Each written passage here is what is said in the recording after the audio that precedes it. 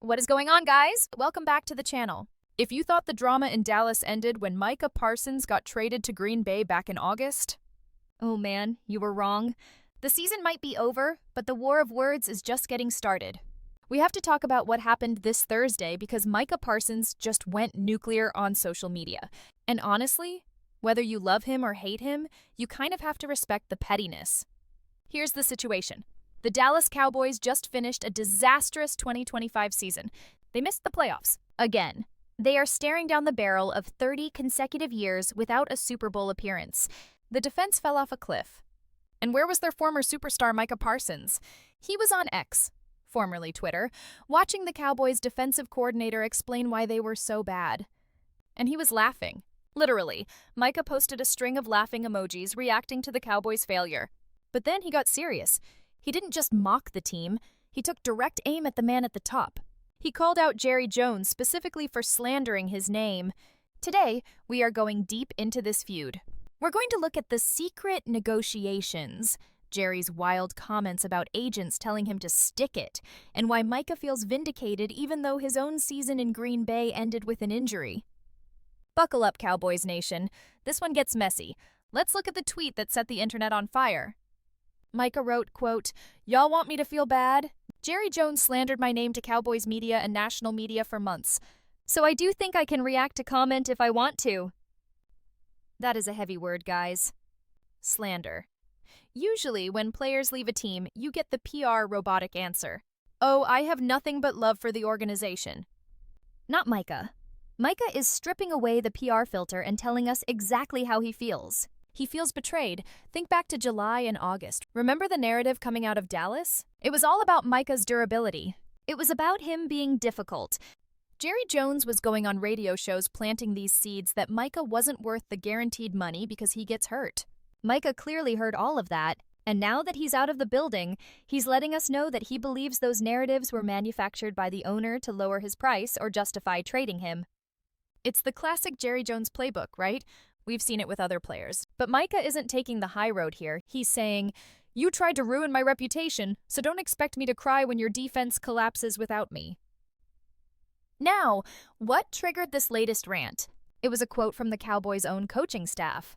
Matt Eberflus, the defensive coordinator, basically admitted on Thursday that the reason the defense was trash in 2025 was that they didn't have Micah. He said, "Obviously, you have an all-pro pass rusher that wins really quick. That's certainly going to help any defense."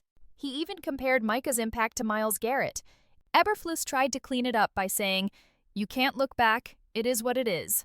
But the damage was done. For Micah Parsons, seeing his old coach admit, "Yeah, we really messed up by losing this guy," that is the ultimate validation. It proves that no matter what Jerry Jones said about the salary cap or injuries, the football product suffered the moment Micah left. If you're Micah, sitting at home, seeing the team that didn't want to pay you struggle specifically because you aren't there, yeah, you're going to drop a few laughing emojis.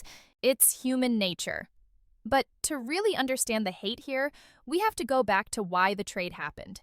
Before the Packers deal went down in August, Micah released a statement that was heartbreaking for fans, but eye-opening for the business side of the NFL. He said, "I no longer want to be held to closed-door negotiations without my agent present." Let's pause on that. Jerry Jones, the billionaire owner, was apparently trying to corner his star player in a room without his professional representation to get a deal done. That is old-school car dealership tactics. Micah also said, "I no longer want shots taken at me for getting injured while laying it on the line for the organization." This is where it gets personal.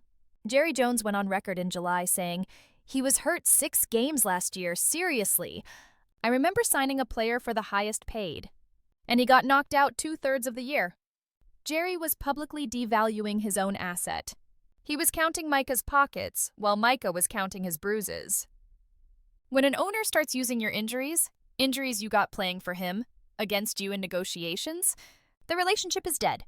Now here is the wildest part of the story, the handshake deal that never was.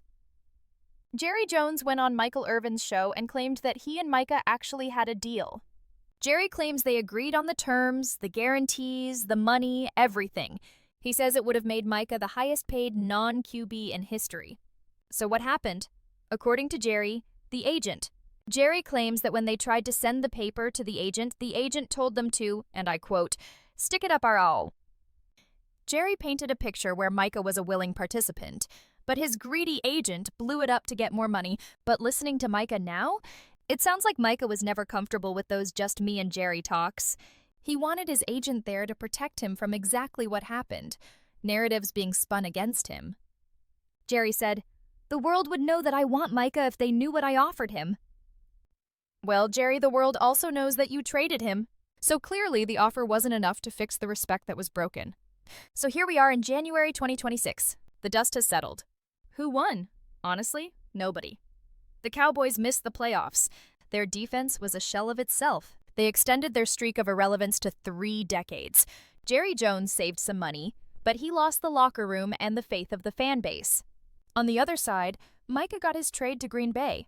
He got out of the toxic environment, but he also sustained a season-ending injury this year. He didn't get to finish the season on his terms either. But mentally, Micah clearly feels like the winner. He stood on business. He refused to let an owner bully him in negotiations, and he refused to let the media smear his name without fighting back. The big takeaway here is that the bridge between Micah Parsons and the Dallas Cowboys isn't just burned, it's incinerated. Micah's tweets this week prove that players are listening. They hear the radio interviews, they see the quotes, and in the modern NFL, they aren't afraid to clap back at the billionaires. I want to know what you guys think. Is Micah Parsons being petty, or is he justified in calling out Jerry Jones for slander? And do you believe Jerry's story about the agent killing the deal? Let me know in the comments below. As always, if you enjoyed the breakdown, hit that like button, subscribe if you're new, and I'll catch you in the next one.